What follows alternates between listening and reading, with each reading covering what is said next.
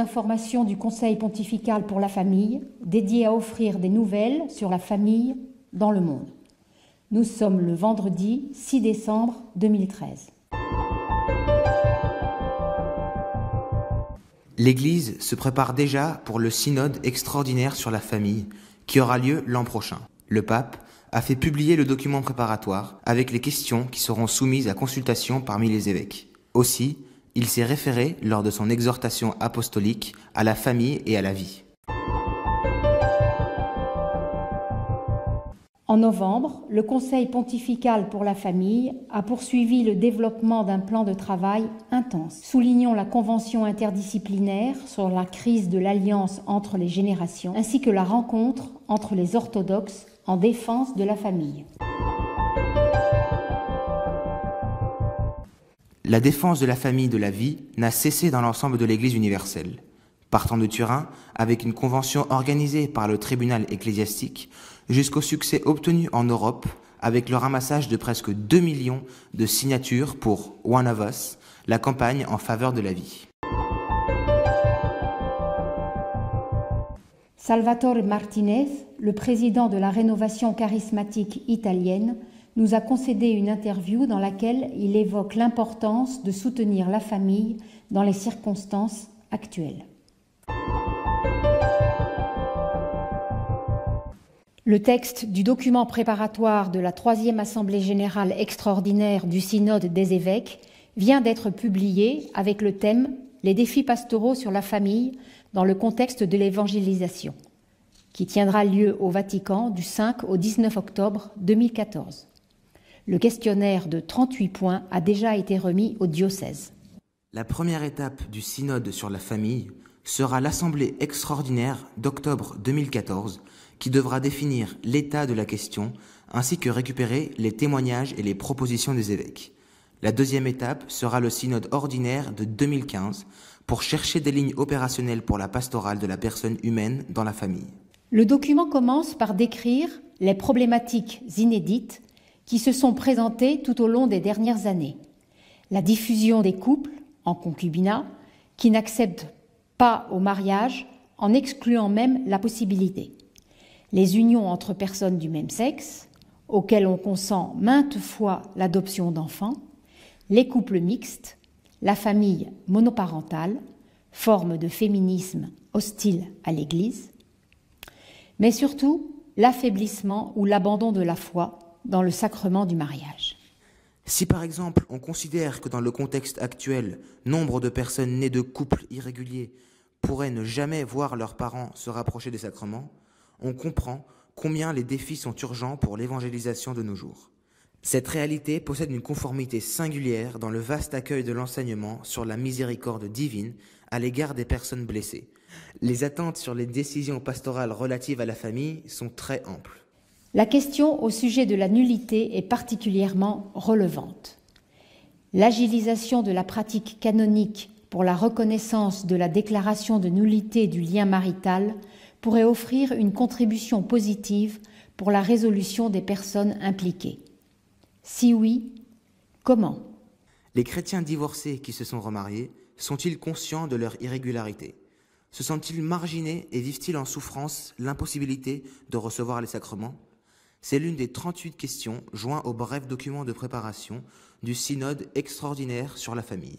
D'autre part, dans la récente exhortation apostolique publiée par le pape François, Evangelii Gaudium, on y trouve d'importantes références à la famille et à la vie.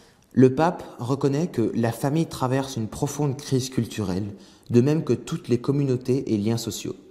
Pour ce qui est de la famille, la fragilité des liens devient particulièrement grave, car il s'agit de la cellule basique de la société, le lieu où l'on apprend à convivre dans la différence et à appartenir aux autres, là où les parents transmettent la foi à leurs enfants. Le couple tend à être perçu comme une forme sommaire de gratification affective qui peut être constituée de n'importe quelle manière et être modifiée selon la sensibilité de chacun.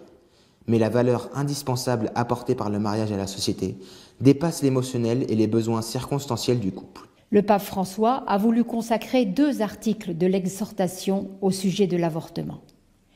Parmi ces êtres fragiles dont l'Église veut prendre soin avec prédilection, se trouvent aussi les enfants qui ne sont pas encore nés.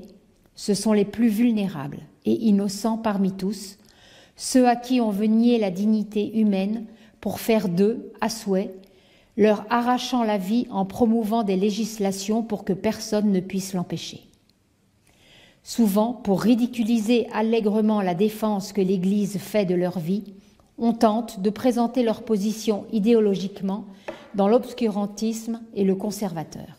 Par contre, cette défense de la vie à naître est intimement liée à la défense de tout droit humain, partant de la conviction qu'un être humain est toujours inviolable et sacré.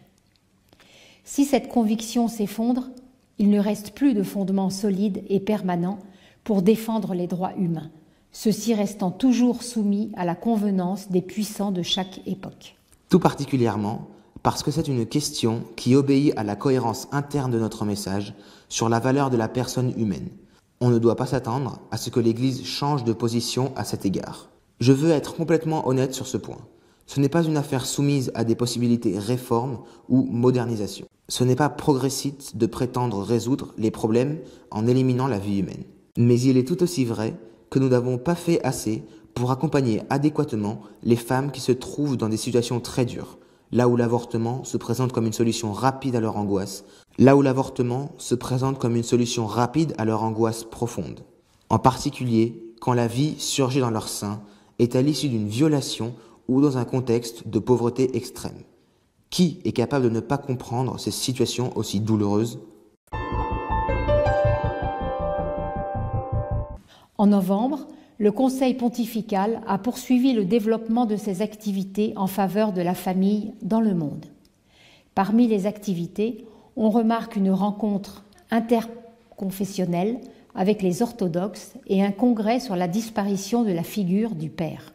L'engagement commun des églises chrétiennes, catholiques et orthodoxes russes pour la défense des valeurs communes de l'éthique et chrétienne, tout particulièrement au sujet de la vie, du couple et de la famille, et en aide aux chrétiens poursuivis au Moyen-Orient, a constitué le thème central de la rencontre orthodoxe et catholique ensemble pour la famille, promu pour le Conseil pontifical pour la famille et le patriarcat de Moscou le 13 novembre. D'après Monseigneur Vincenzo Paglia, président du Dicaster, cette rencontre signifie un pas en avant dans le chemin commun de l'Église catholique et l'Église orthodoxe russe. L'union, l'alliance entre l'homme et la femme est l'un des thèmes les plus importants de la Bible. L'homme quittera la maison du père et de la mère, et ensemble ils formeront unité, a affirmé le métropolite de l'Église orthodoxe russe, Hilarion Alvef.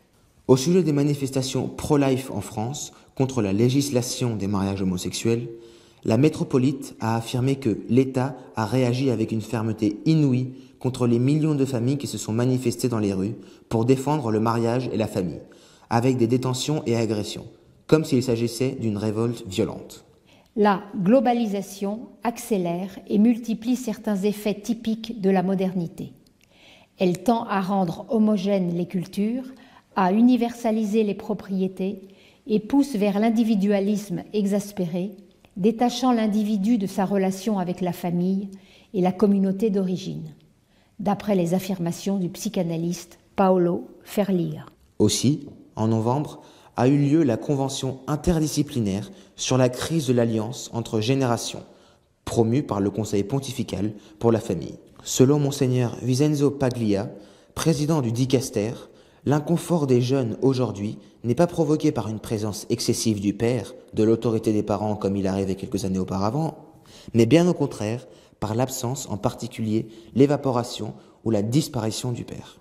Le psychanalyste Francesco Stoppa s'est référé au roman de Cormac McCarthy, Le chemin, comme métaphore de ce qui se passe dans la société contemporaine concernant les relations entre parents et fils, dans une conception de l'héritage non seulement comme transmission des biens ou des gènes, mais aussi comme consigne des témoignages de vie. Dans l'histoire de la liberté de l'homme, pour le sociologue Mauro Magatti, la crise de l'alliance entre les générations appartient à l'adolescence, qui consiste à une idée de liberté et de pouvoir comme propétence ou omnipuissance, pouvoir faire tout ce que l'on veut.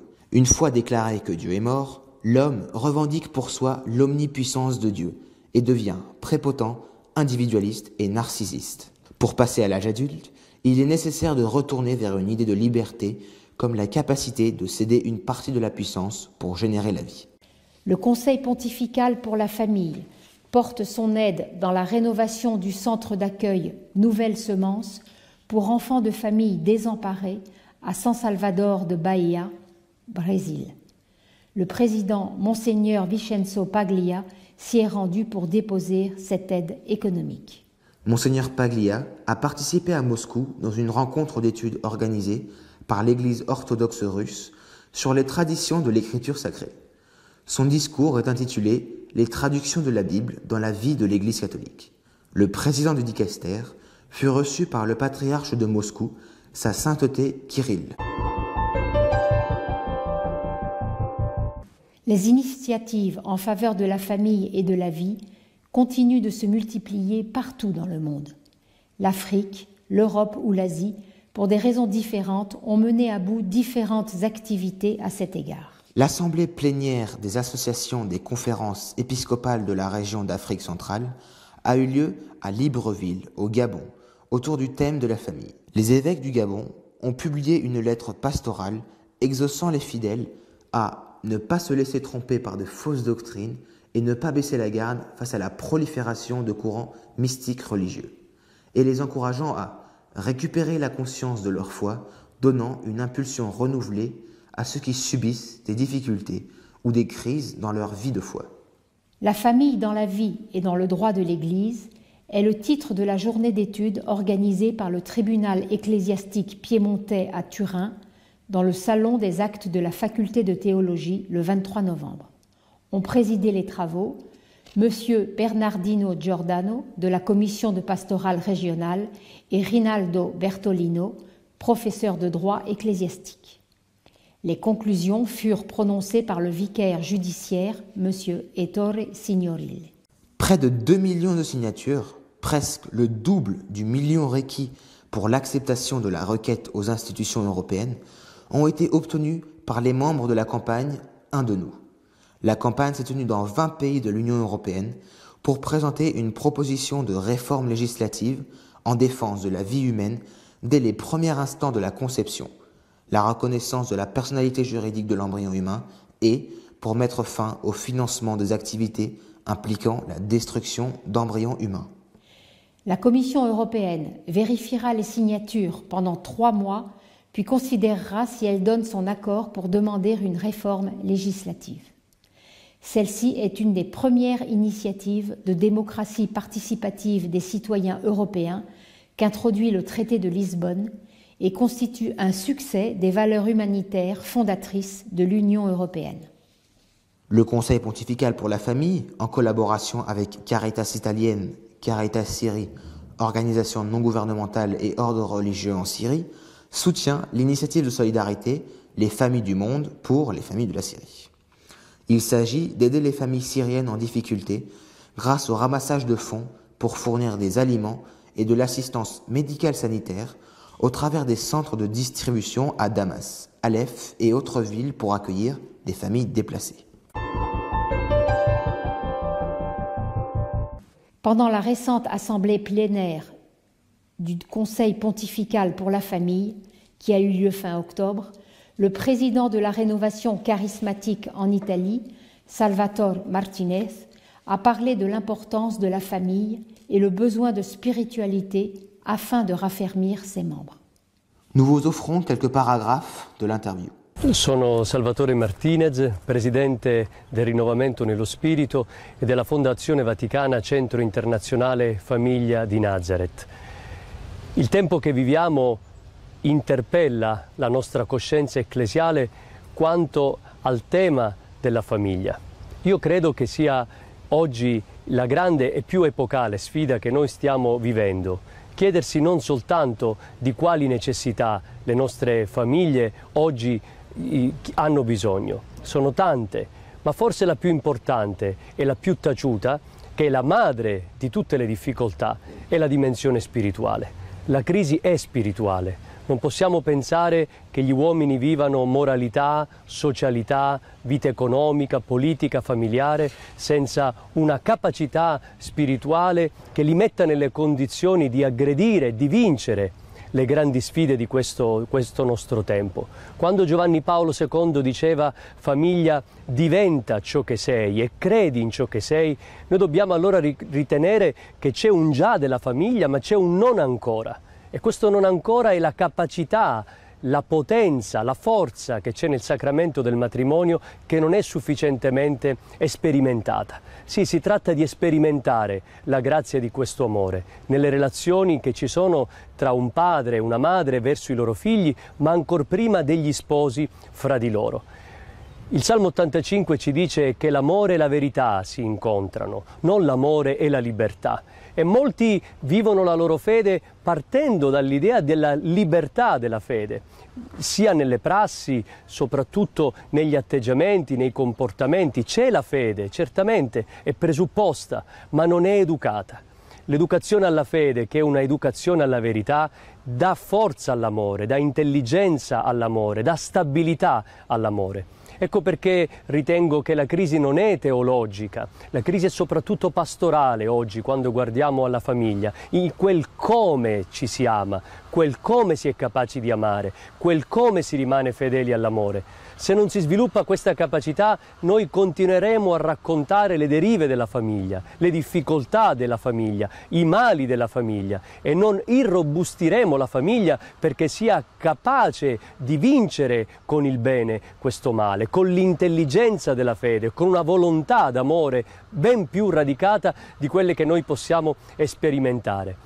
Dobbiamo in altri termini provare a vincere un grande individualismo di fede che c'è ancora nella vita delle nostre comunità e fare in modo che questo meraviglioso patrimonio di fede e di amore che è nella Chiesa sia intanto depositato nel cuore della famiglia e sperimentato nel cuore della famiglia come soggetto primario della comunità ecclesiale, non accessorio.